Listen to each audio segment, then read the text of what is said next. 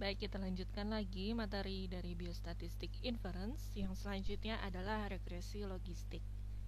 Perbedaan dari regresi linier dan regresi logistik terletak pada jenis variabelnya. Kalau regresi logistik digunakan jika variabel dependen kita adalah variabel kategorik. Sementara regresi linier digunakan jika variabelnya adalah variabel numerik. Di pengertiannya, analisis regresi secara umum saya singgung lagi.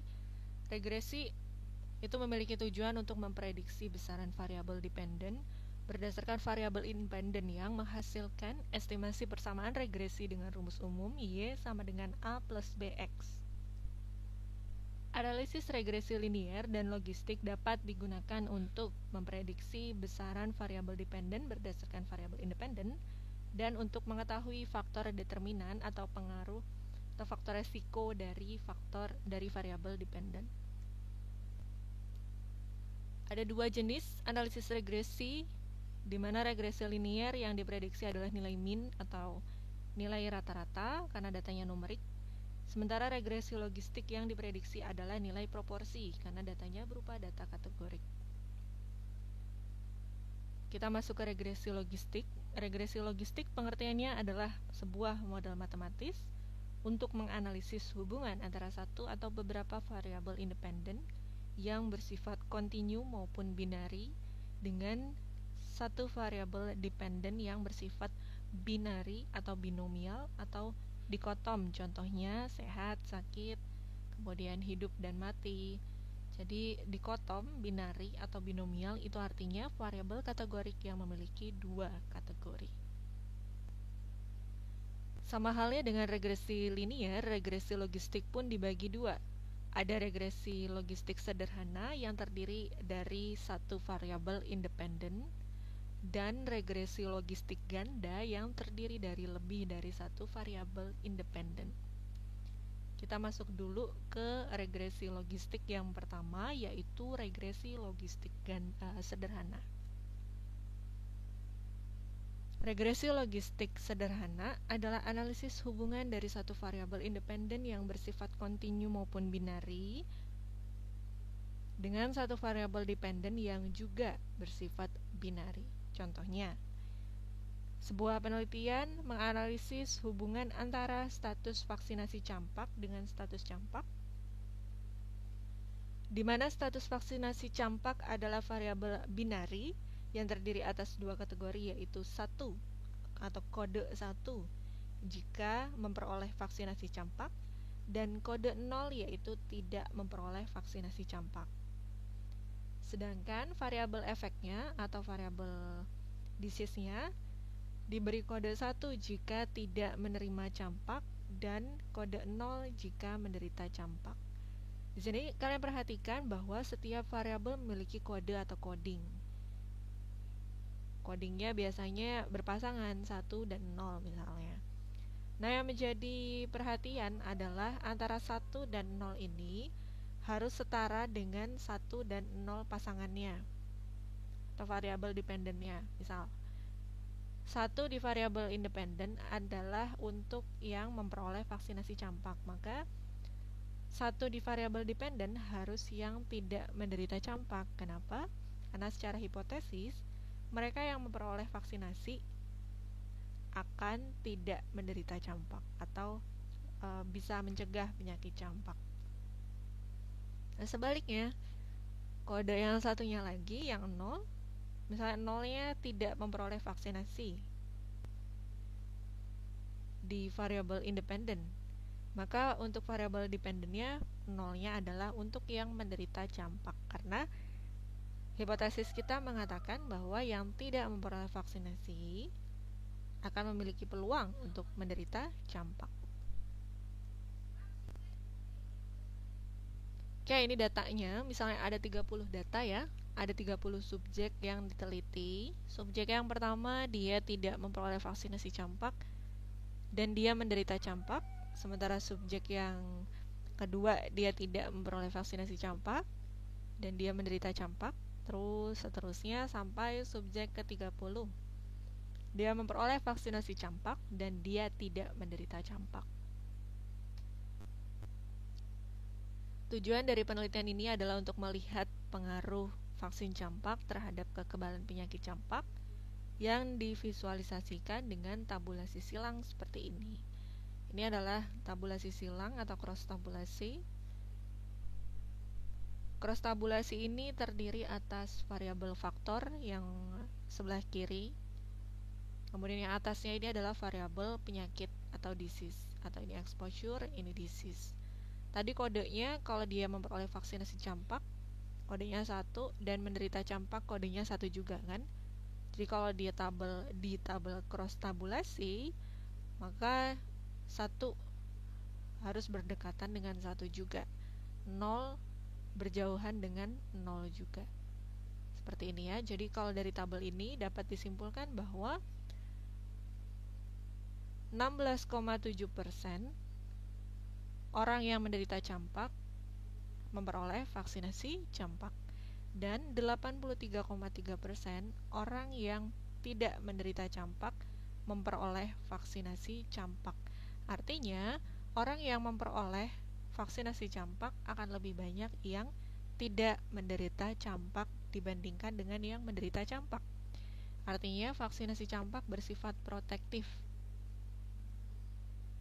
karena dia lebih banyak ada pada orang yang tidak menderita campak. Sementara itu, orang yang tidak memperoleh vaksinasi campak sebanyak 72,2% menderita campak dan sebanyak 27,8% tidak menderita campak.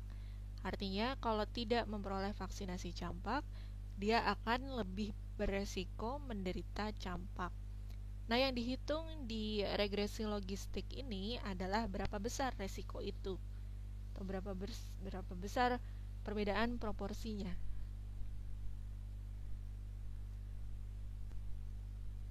Jadi fungsi logistik secara umum dirumuskan dengan F dalam kurung Z sama dengan 1/1 plus E pangkat minus Z. Perhitungan matematis E pangkat minus Z bisa Anda temukan di kalkulator saintifik atau di kalkulator Android. Ada beberapa Android yang sudah ada kalkulator saintifiknya. Silakan Anda gunakan, ada simbol E di situ, tinggal memasukkan dalam kurung berapa nilai Z-nya. Dan ingat, nilai Z-nya yang dihitung adalah negatif, nilai negatifnya. Di mana Z adalah A plus B1 dikali X1. Jadi hitung dulu Z-nya, baru hitung F-nya. F itu proporsi atau peluang. Pada contoh sebelumnya, yang ini ya, yang bisa kita hitung adalah pertama, proporsi subjek yang menderita campak pada kelompok yang memperoleh vaksinasi campak. Kedua, proporsi subjek yang menderita campak pada kelompok yang tidak memperoleh vaksinasi campak. Yang ketiga, perbandingan resiko pada kelompok yang memperoleh vaksinasi campak dengan resiko pada kelompok yang tidak memperoleh vaksinasi campak. 3 pertanyaan ini bisa dijawab dengan nilai F. Kita coba hitung. Oke. Yang pertama yang ingin kita hitung adalah probabilitas orang yang memperoleh vaksinasi campak untuk menderita campak. Yang kita hitung di sini, kalau pertanyaannya adalah kita ingin tahu berapa probabilitas orang yang memperoleh vaksinasi campak untuk menderita campak, maka masukkan P atau F. Ini konsisten ya, tadi F, kemudian di sini P, ini sebenarnya sama aja. P dalam kurung X sama dengan 1 sama dengan 1 per 1 plus E pangkat minus Z. Mengapa X-nya sama dengan 1? Karena di sini yang ingin kita ketahui adalah orang yang memperoleh vaksinasi campak. Kita balik lagi ke coding. Kalau orang memperoleh vaksinasi campak, kodenya adalah 1. Maka yang kita hitung adalah peluang ketika X sama dengan 1.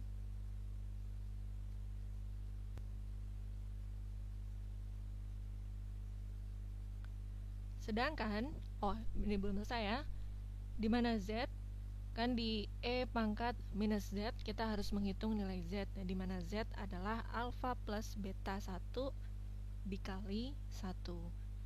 Ini dari nilai intercept slope yang kita dapatkan dari persamaan garis regresi logistik. Kemudian pertanyaan yang selanjutnya adalah berapa probabilitas orang yang tidak memperoleh vaksinasi campak untuk menderita campak? Maka yang kita hitung sebenarnya adalah P dalam kurung ketika X sama dengan 0 sama dengan 1 per 1 plus E pangkat minus Z, di mana nilai ini adalah Z sama dengan A plus B1 dikali 0. Lihat bedanya, ini 1, ini 0, sehingga di Z kalau ini dikalikan 1, yang ini dikalikan 0. Mengapa yang ini dikalikan 0? Karena yang ditanya adalah probabilitas orang yang tidak memperoleh vaksinasi campak. Balik lagi ke coding. Di coding tadi sudah dijelaskan bahwa 0 adalah untuk yang tidak memperoleh vaksinasi. Oke.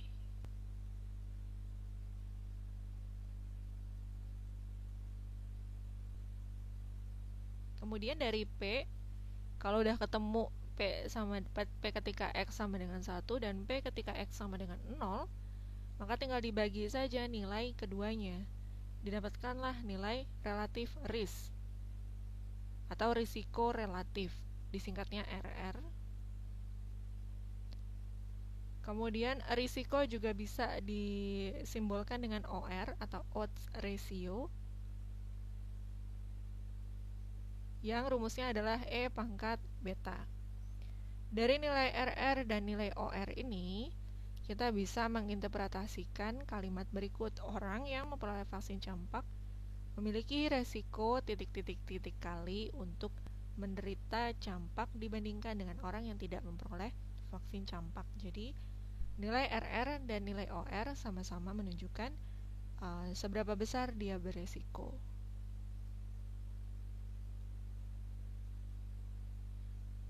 Kemudian aplikasi regresi logistik. Regresi logistik bisa digunakan pada studi cohort, pada studi cross-sectional, dan pada studi case control.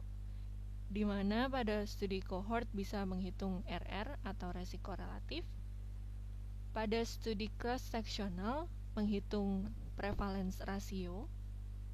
Dan pada studi case control menghitung odds ratio atau OR. Jadi ada nilai RR, ada nilai PR, ada nilai OR. Kalau Anda melakukan penelitian, maka sesuaikan. Kalau penelitiannya cohort, maka yang kita hitung interpretasi statistiknya akan lebih baik jika menggunakan RR. Kalau pada cross-sectional, PR. Kalau pada case control, OR. Dari contoh perhitungan di atas tadi, untuk kita bisa menghitung nilai Z kemudian nilai P, maka kita memerlukan tabel ini. Di tabel ini ada nilai konstanta B, kemudian ada nilai konstan, ini A, kan persamaan garisnya kan Y sama dengan A plus BX kan. Kemudian ini nilai signifikansi, kemudian ini nilai eksponensial beta. Masih ingat di regresi linear ada eksponensial beta ya. Ini nilai eksponensial beta kalau di output aplikasi SPSS. Tinggal kita hitung. Dari tabel diketahui A atau alfa untuk persamaan garisnya adalah 0,956. Dari sini konstan tadi ya, nilai konstan. Kemudian beta atau nilai B untuk persamaan garisnya adalah minus 2,565. Dari sini eksponensial beta 0,08 dan nilai range 95% confidence interval berada pada rentang 0,01 sampai 0,48.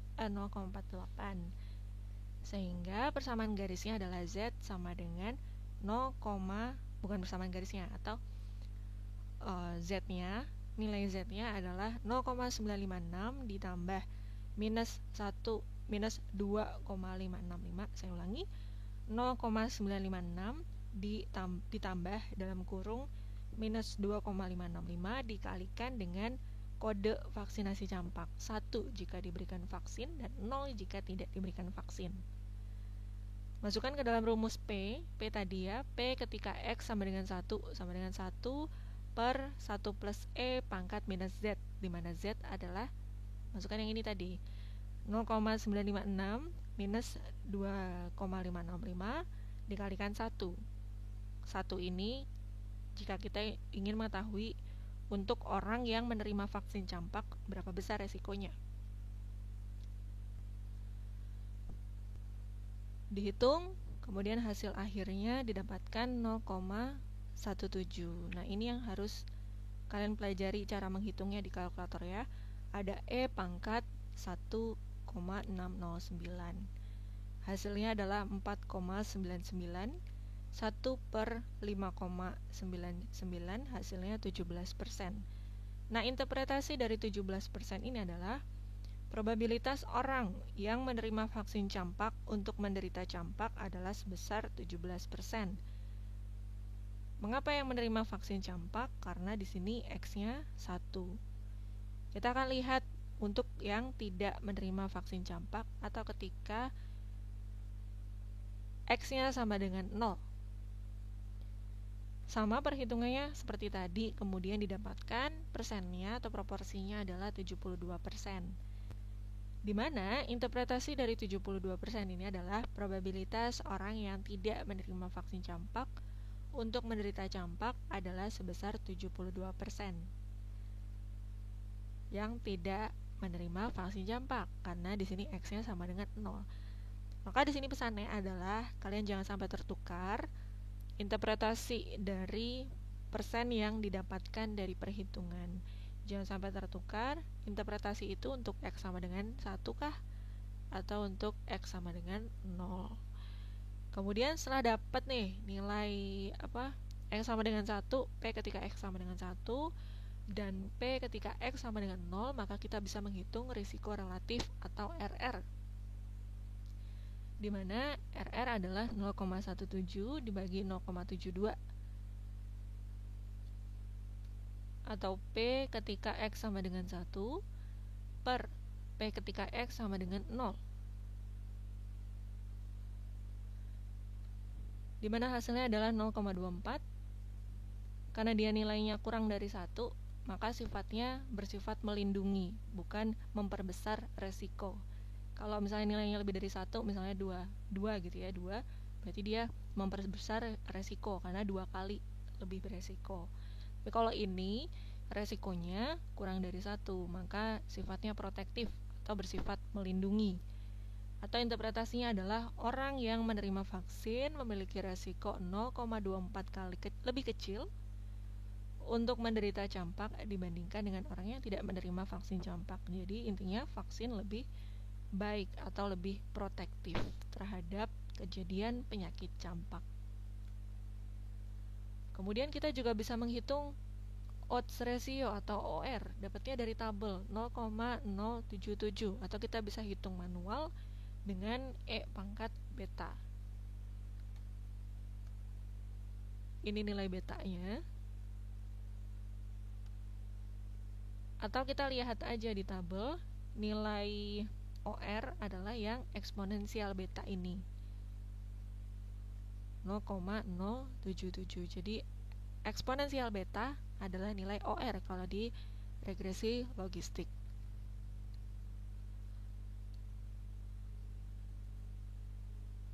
Nah, interpretasi dari nilai OR artinya orang yang menerima vaksin campak memiliki kecenderungan 0,077 kali lebih kecil untuk menderita campak dibandingkan dengan orang yang tidak menerima vaksin. Atau interpretasi lebih lengkapnya, mereka yang memperoleh vaksin campak memiliki kecenderungan 0,077 kali lebih kecil untuk menderita campak dibandingkan dengan mereka yang tidak memperoleh vaksin campak. Dan secara statistik protektif tersebut bermakna karena nilai 95% CI-nya rentangnya 0,01 sampai 0,48. Atau kebermaknaan ini juga bisa dilihat di tabel sebenarnya.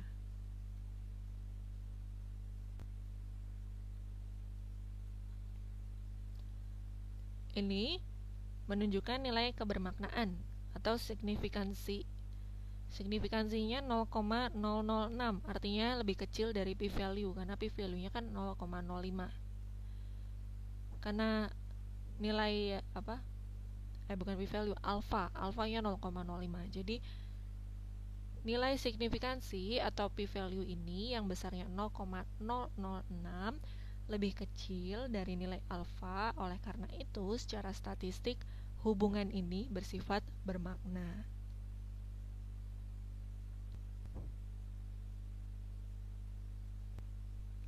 Kemudian ada latihan soal, nanti saya akan share slide-nya. Silakan Anda kerjakan sebagai latihan. Kita masuk ke topik yang selanjutnya adalah regresi logistik ganda. Untuk latihan soal, Anda tinggal memasukkan nilai B dari sini, nilai A dari sini, kemudian ada nilai OR, ada nilai signifikansi. Jadi lebih mudah Anda tinggal menghitung saja persen kemungkinan, relatif risiko atau risiko relatif, kemudian tinggal diinterpretasikan saja datanya. Nah, yang kedua adalah regresi logistik ganda. Kalau di regresi logistik ganda, variabel independen kita lebih dari satu. Jadi tujuan utamanya adalah untuk mengetahui faktor determinan atau memprediksi variabel dependen berdasarkan berbagai variabel independen, artinya variabel independen yang diuji lebih dari satu. Kemudian untuk mengetahui faktor determinan yang dilihat adalah nilai R kuadrat atau R square. Yang dianalisis adalah besar pengaruh dari semua variabel independen secara simultan terhadap suatu variabel dependen. Dan model dari regresi logistik ganda bisa digunakan untuk memprediksi suatu kejadian berdasarkan karakteristik tertentu. Contohnya, berapa persen kemungkinan ibu hamil akan menderita anemia bila pengetahuannya kurang, berumur kurang dari 20 tahun, dan tingkat konsumsi Fe kurang. Di sini kan ada 3 faktor determinan, yaitu pengetahuannya kurang, kemudian usia, dan tingkat konsumsi zat besi. Di mana fungsi logistiknya sama seperti regresi linear sederhana, F dalam kurung Z sama dengan 1 per 1 plus E pangkat minus Z, di mana yang membedakan adalah nilai B dan X-nya lebih dari 1.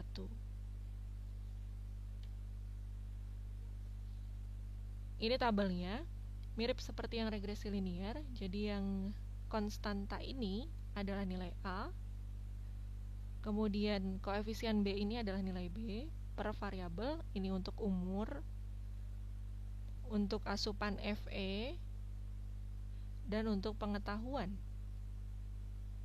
Sehingga persamaan garisnya Anda bisa tulis Z sama dengan minus 2,866 plus B1 dikalikan dengan kategori umur, ditambah B2 dikalikan dengan kategori Fe, ditambah B3 dikalikan dengan kategori pengetahuan, karena ada 3 kategori yang ingin kita analisis.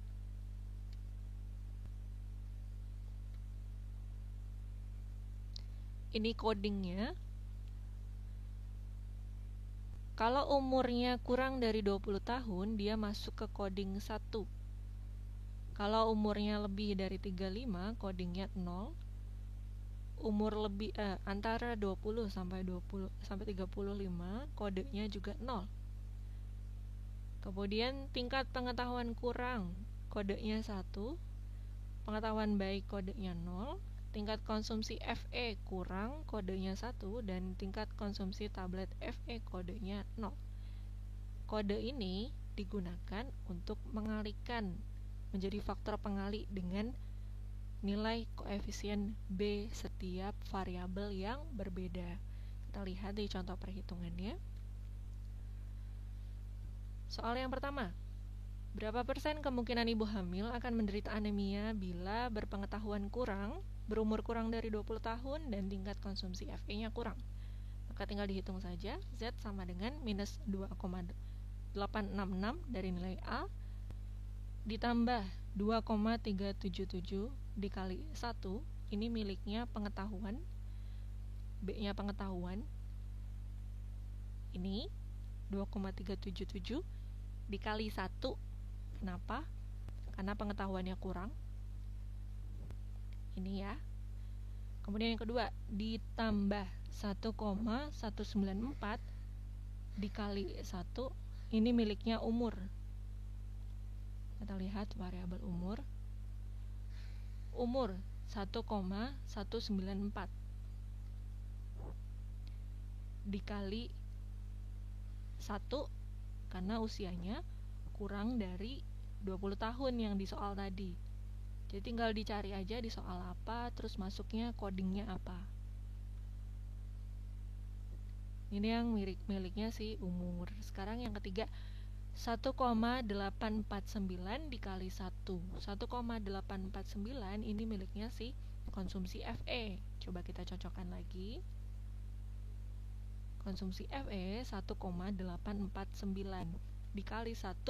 Kenapa 1? Karena konsumsi FE-nya tadi kurang, codingnya 1.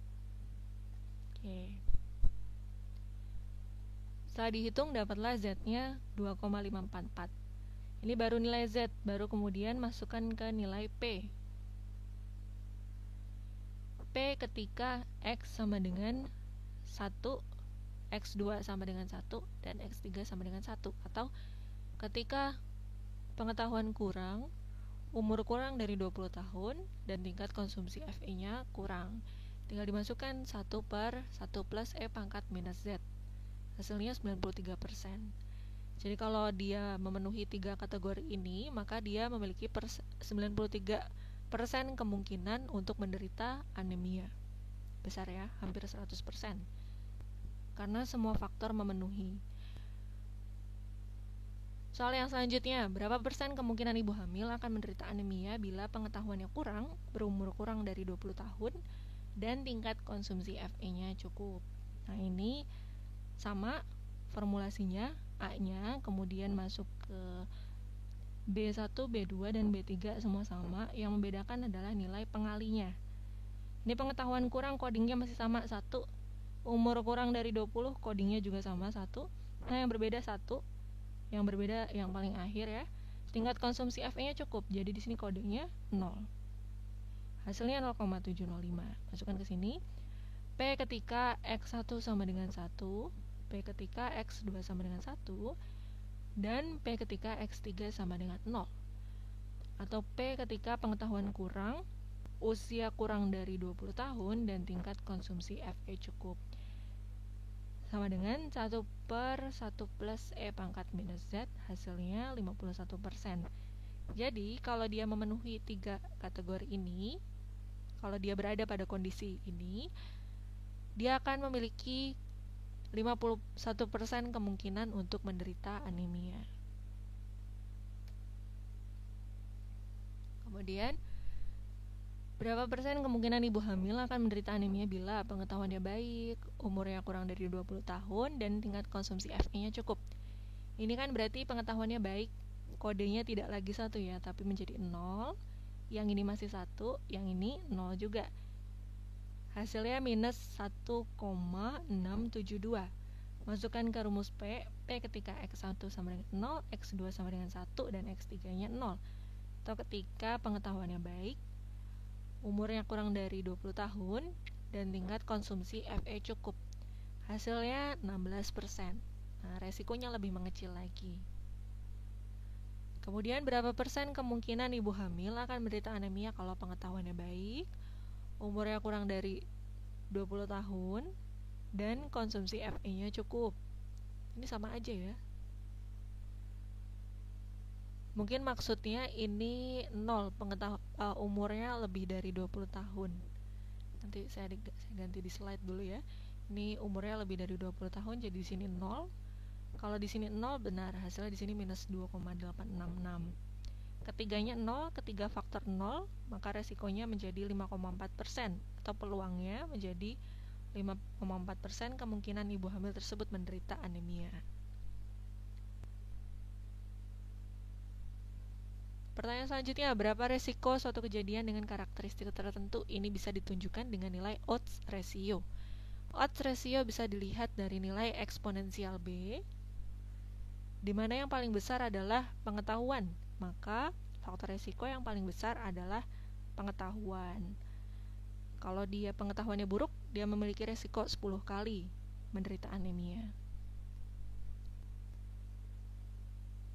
Dia berapa resiko ibu hamil yang memiliki pengetahuan kurang untuk menderita anemia jika dibandingkan dengan ibu hamil yang pengetahuannya baik? OR-nya 10,7 kan tadi. Nih.